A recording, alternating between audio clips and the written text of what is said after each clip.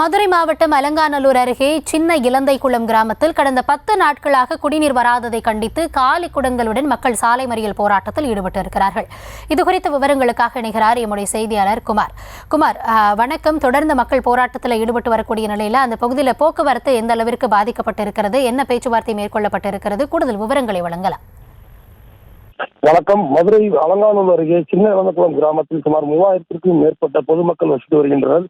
இந்த நிலையில் கடந்த 10 நாட்களாக குடிநீர் வழங்கவில்லை என இது குறித்து பலமுறை ஊராட்சி நிர்வாகத்திடம் புகார் அளித்தும் எந்தவித நடவடிக்கையும் எடுக்கவில்லை என்று ஆத்திரமடைந்த பொதுமக்கள் திடீரென்று வாடிப்பட்டி அலங்காநல்லூர் பிராதான சாலையில் சுமார் 500க்கும் மேற்பட்ட பொதுமக்கள் காலிக்குடங்களும் மறியல் போராட்டத்தில் ஈடுபட்டனர்.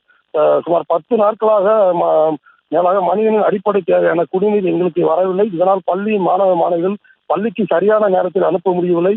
மேலும் இந்த பிரச்சனையால் எங்களுக்கு அதிக அளவு பாதிக்கப்பட்டு வருகிறோம்.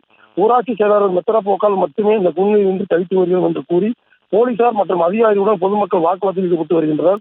இவ்வாறு போராட்டத்தில் ஈடுபட்ட சுமார் 1 மணி நேரத்துக்கு மேலாக போக்குவரத்து பெரிதும் பாதிக்கப்பட்டது.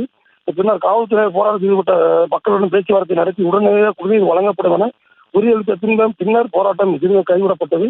குடிநீர் கேட்டு சுமார் 500க்கும் மேற்பட்ட பொதுமக்கள் காலி குடங்கள் சாலை மறியல் போராட்டத்தில் ஈடுபட்டதால் சுமார் 1 மணி நேரம் அதிகாரிகள் வாக்குவாதம் இருப்பதால் அந்த பகுதியில் பெரும் பரபரப்பை ஏற்படுத்தியுள்ளது என்பது குறிப்பிடத்தக்கது. தற்போதைய தகவல்களுக்கு நன்றி குமார்.